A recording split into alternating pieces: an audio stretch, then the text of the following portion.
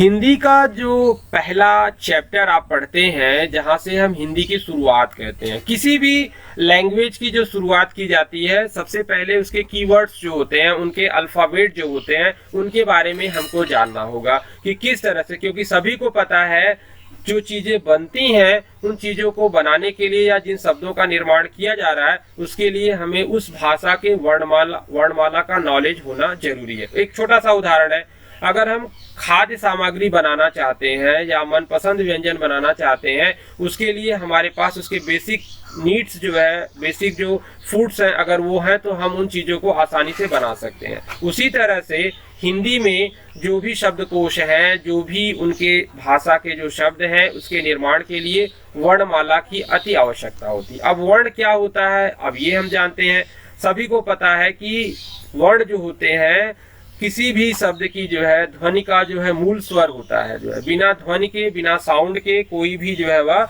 वर्ण नहीं हो सकता है। इस तरह से जो है ये क्वेश्चन परीक्षा में पूछा गया है जो है कि वर्णों का मूल स्वर क्या होता है, तो वर्णों का जो मूल ध्वनि को ध्वनि कहते हैं, जिसका खंड नहीं किया जा सकता है। जैसे उदाहरण आपको दिया गया है, आ हो गया, क हो गया, ग हो गया, स हो गया, ये मूल वर्ण है जो है, इनका खंड नहीं किया सकता, इनको तोड़ा नहीं जा सकता है जो है। इस तरह से हिंदी वर्णमाला में कुल 62 वर्ण है जो है। अगर हम बात करते हैं कि हिंदी में कितने अल्फाबेट है जो है, तो हिंदी में जो अल्फाबेटों की संख्या है, उनकी संख्या 52 है जो है। अगर इसको हम डिवाइड करते हैं जो है, वर्णमाला, हिंदी वर्णमाला 2 भागों में बटी हुई है। एक को हम कहते हैं स्वर, दूसरे को हम कहते हैं व्यंजन। अब स्वर क्या होता है, इसके बारे में जान लेते हैं। इनकी संख्या परीक्षाओं में पूछी गई है। तो स्वरों की कुल संख्या जो है आपका 11 है। स्वर उन्हें कहा जाता है जो स्वतंत्र वर्ण होते हैं। स्वतंत्र का क्या मतलब होता है, फ्री, अर्थात जो है जो किसी के ऊपर निर्भर नहीं होते हैं।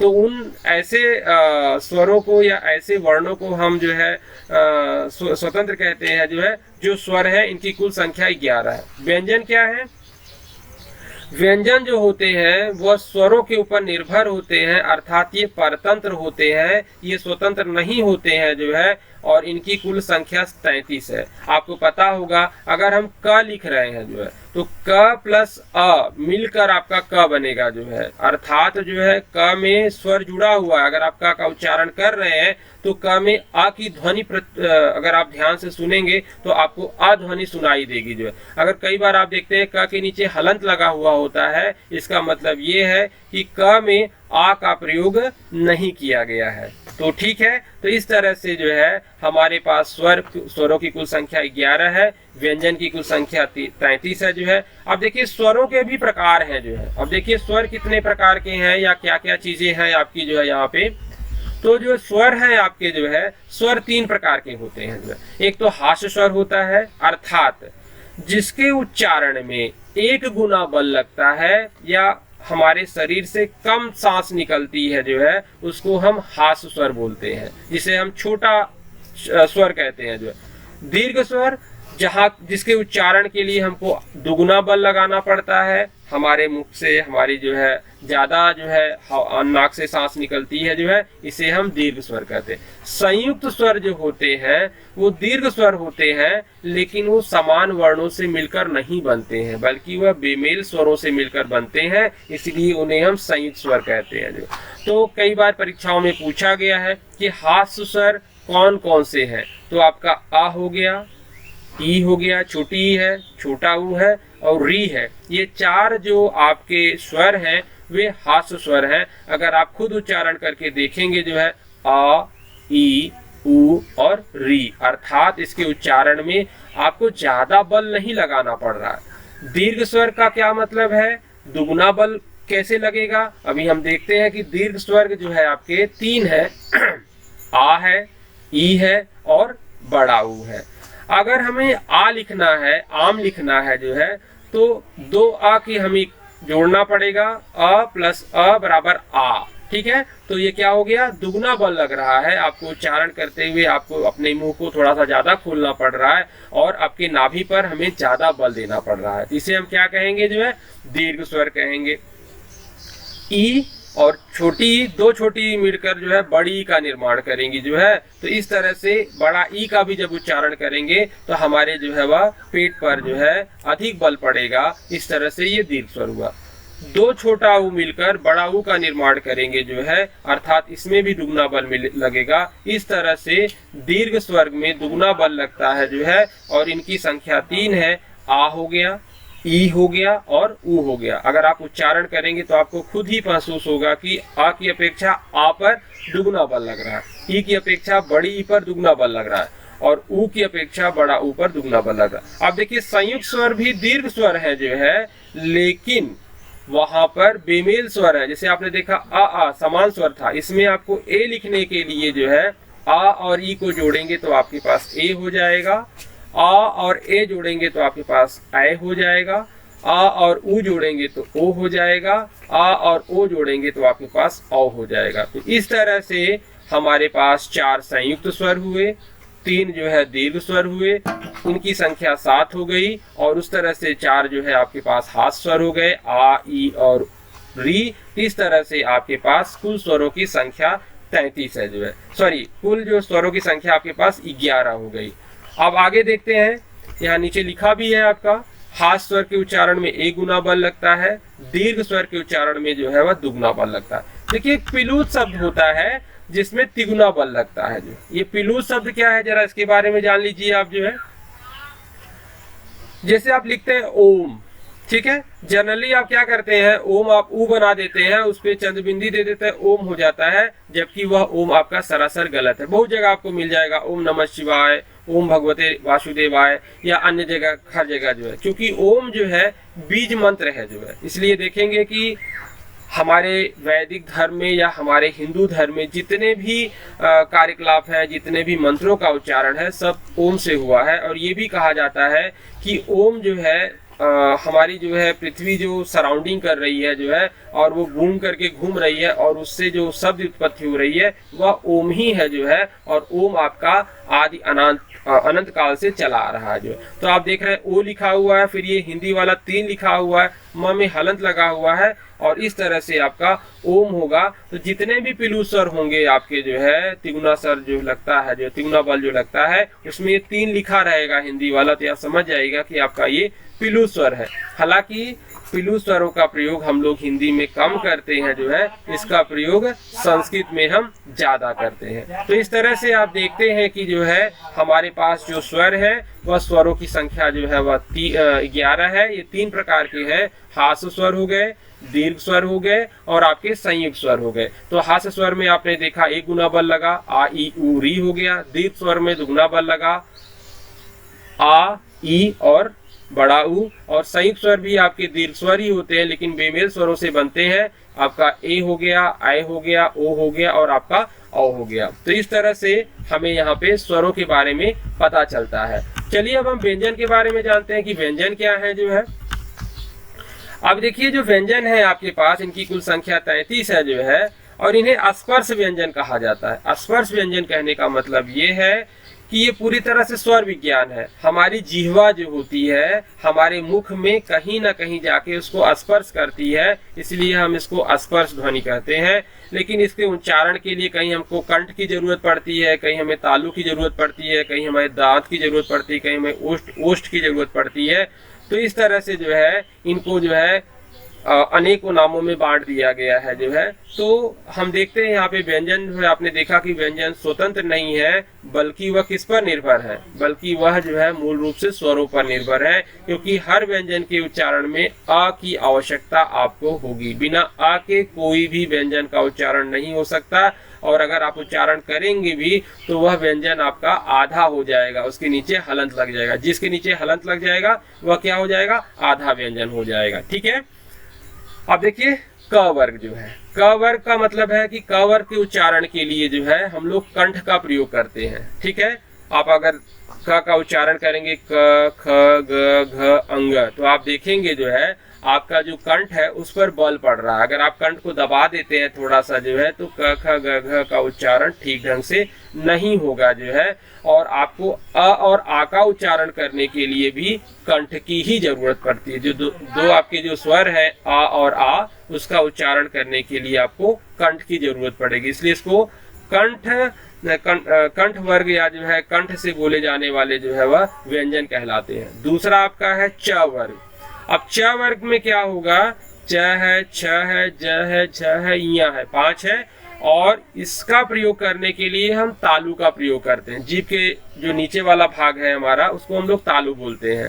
तो जब तक हमारी जीभ तालु में जाके नहीं स्पर्श करेगी, तब तक हम च वर्गों के व्यंजनों का ठीक से उच्चारण नहीं कर सकते हैं। क्लास होने के बाद आप खुद इन सब का उच्चारण करिएगा कि आपकी जीभ में कहाँ पर कौन सा बल पड़ रहा है, आपको खुद ही पता चल जाएगा। इसलिए इसको स्वर विज्ञान कहा जाता है, इसको व्यंजन विज्ञान कहा जाता है। यह सब वैज्ञानिक ध्वनियां हैं जो है, जिसको कोई भी कर सकता है।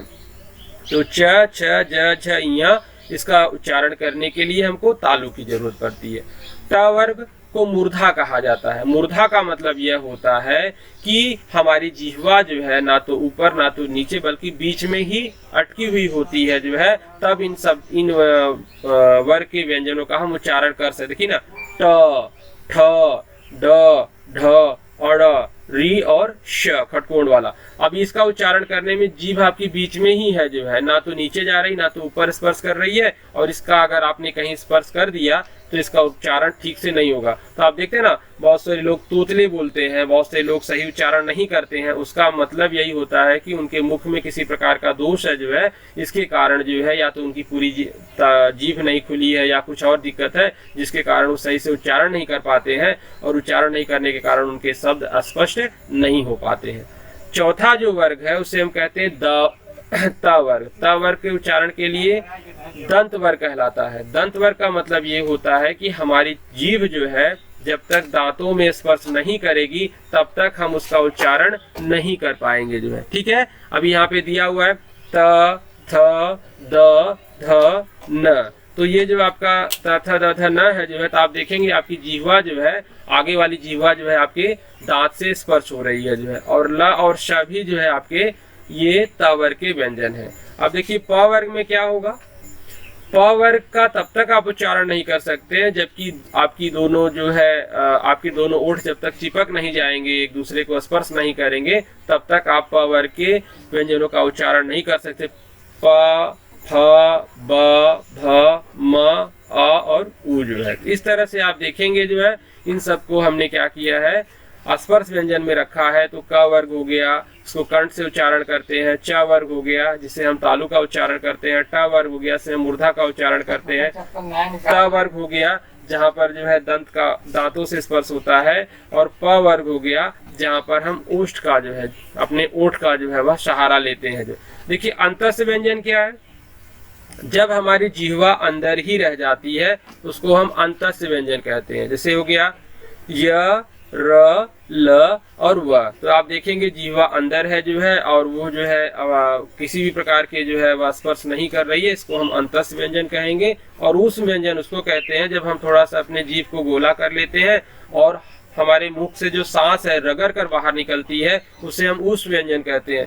तो अगर आप श, श, श और ह उच्चारण कर रहे हैं, देख रहे हैं आपके मुंह से जो है सांस भी ज्यादा निकल रही है और आपकी जीभ थोड़ा सा गोली हो जा रही है। अभी आप पढ़ने के बाद इसको खुद उच्चारण करके देखिएगा तो आपको पता चल जाएगा कि स्वर विज्ञान क्या है जो। तो इस तरह से क वर्ग से लेकर ह तक जो है कुल व्यंजन जो है वो आपके स्पर्श व्यंजन है जो है, और इनकी कुल संख्या 33 है। आपका आवाज कट रहा है सर।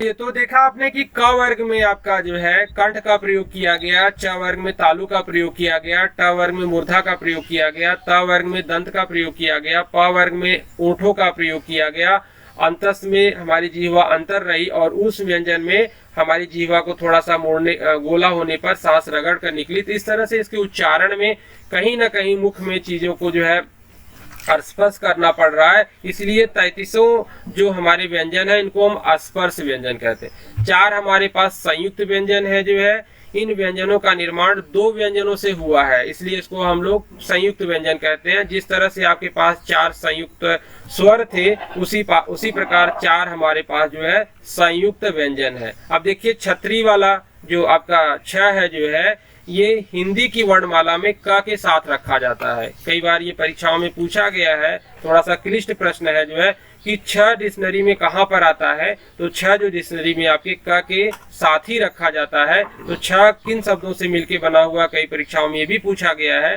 तो हलंत वाला क अर्थात इसमें आ का प्रयोग नहीं हुआ है, और षटकोण वाला श मिलकर जो है वह छतरी वाले छ का निर्माण करते हैं। अगर कभी आप अपने मोबाइल में कोई हिंदी में कोई मैसेज टाइप करना चाहते हैं और छतरी वाला छ लिखना चाहते हैं, तो जब तक आप हलंत वाला क और श नहीं यूज करेंगे तब तक आपका छतरी वाला श आप नहीं लिख पाएंगे। ठीक है, उसके बाद त्र लिखा जाता है जो है।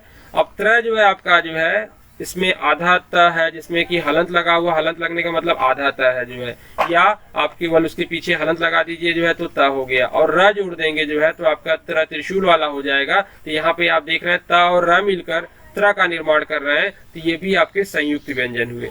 ज्ञानी वाला जो ज्ञ है जो है वह ज और प्लस इया से मिलकर बनता है जो है। ठीक है, तो इस तरह से इसमें ज का प्रयोग हुआ है और आपके इया का प्रयोग हुआ है। श्र श्रृंगार वाला जो हम यूज करते हैं जो है, या श्रम यूज करते हैं, श्रमिक यूज करते हैं, इसमें जो है श लगा हुआ है और हलंत लगा हुआ है, र जोड़ने के बाद आपका ये श्र बनता है। इस तरह से जो है हमारे पास 4 संयुक्त व्यंजन है, छ, त्रंग, ज्ञा और श्र जो है। आप देखिए इस तरह से आपके पास जो है द्विगुणित व्यंजन की चर्चा की गई है हमारे हिंदी की वर्णमाला में जो है। अभी तक आपने देखा ड और ढ जो है उसमें बिंदी नहीं लगी हुई थी, और जिसके अंदर जो है नीचे बिंदी लग गई है उसको हम द्विगुणित व्यंजन कहते हैं जो है। अगर हिंदी वर्णमाला आपने पढ़ा होगा, या अक्सर आप इसको जैसे डलिया या इस तरह से जो है डंडा तमाम जो शब्द यूज करते हैं। देखिए क्या होता है, हिंदी का यूज करते समय बहुत सारी गलतियां भी करते हैं, शुद्ध हिंदी नहीं लिख पाते हैं। इसका मेन पर्पज यही होता है कि हमें वर्णमाला का ठीक से ज्ञान नहीं होता है जो। तो इस तरह से आप अगर जो है वर्णमाला को अच्छे से समझ जाते हैं जो है, तो आपको कहीं भी कोई लेखनी लिखनी हो, कहीं कुछ बोलना हो, तो आप अच्छे से बोल सकते हैं जो है। तो इस तरह से अगर उन शब्दों में ड और ढ के नीचे अगर बिंदी लग जाती है तो इन्हें हम द्विगुणित व्यंजन कहते हैं जो।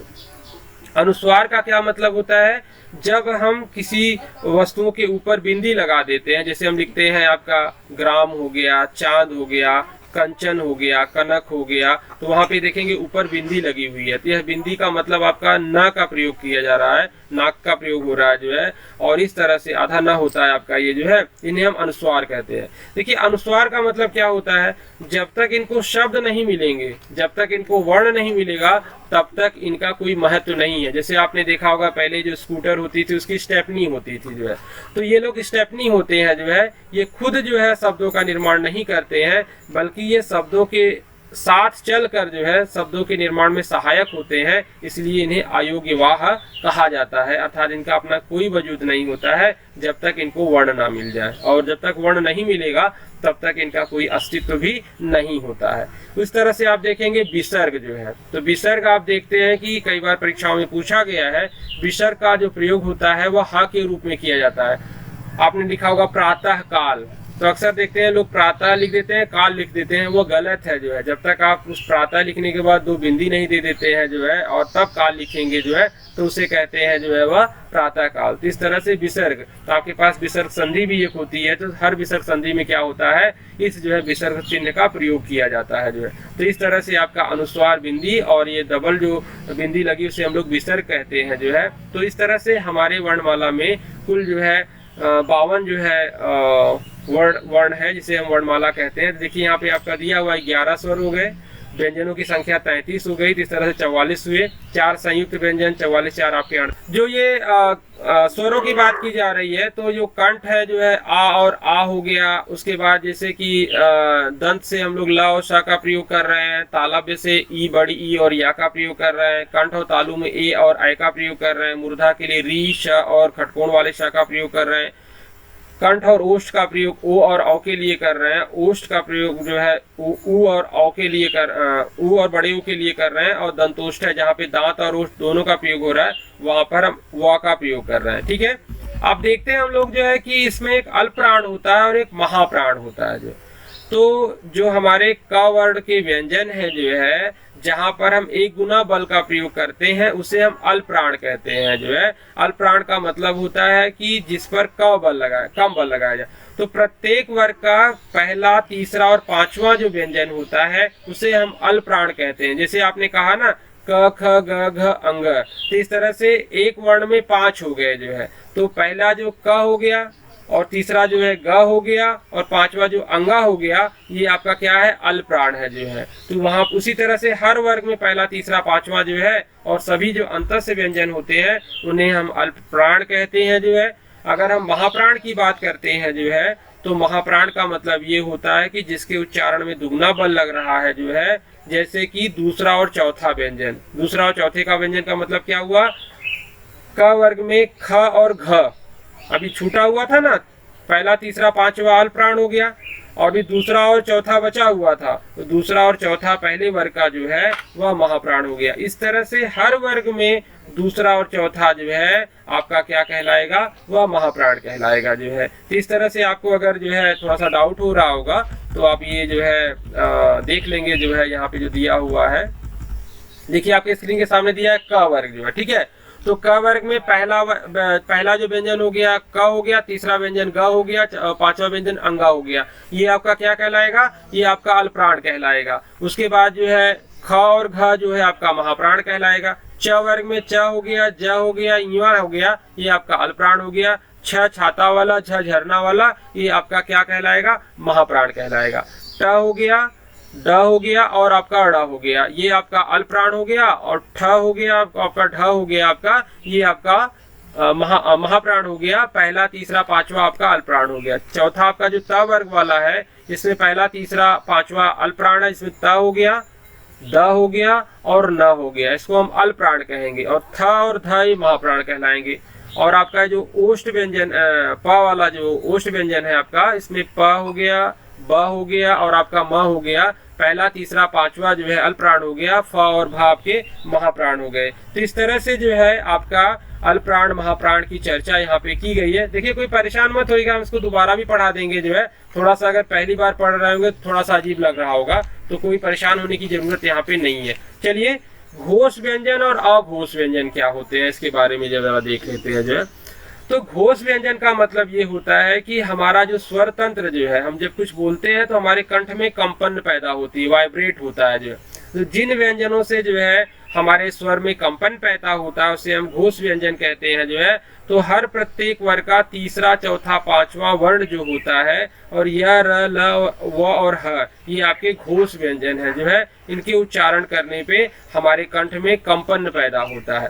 और अघोष व्यंजन क्या होता है कि ऐसे व्यंजन जो होते हैं जिनके उच्चारण से हमारे जो साउंड जो है वाइब्रेट नहीं करता है जो है, उसे हम जो है स्वतंत्र स्वर तंत्र कंपन नहीं करते, उन्हें हम अघोष व्यंजन कहते हैं। तो प्रत्येक वर्ग का पहला और दूसरा और तीनों जो श होते हैं जो है, ये आपके अघोष व्यंजन होते हैं। तो आपको परीक्षाओं में वहां पे एक वर्ड दे दिया जाएगा, जिससे आपको क दे दिया गया, वहां आपसे पूछा जाएगा कि ये अल्पप्राण है कि महाप्राण है, कि ये आपका अघोष है कि आपका जो है सघोष है जो है। तो थोड़ा सा ये टेक्निकल है जो है, लेकिन मैथ की तरह ग्रामर में नंबर मिलते हैं जो है। अगर आप ग्रामर को अच्छे से समझ जाएंगे जो है, तो आपको किसी भी भाषा को समझने में किसी भी प्रकार की कोई असुविधा नहीं होगी जो है।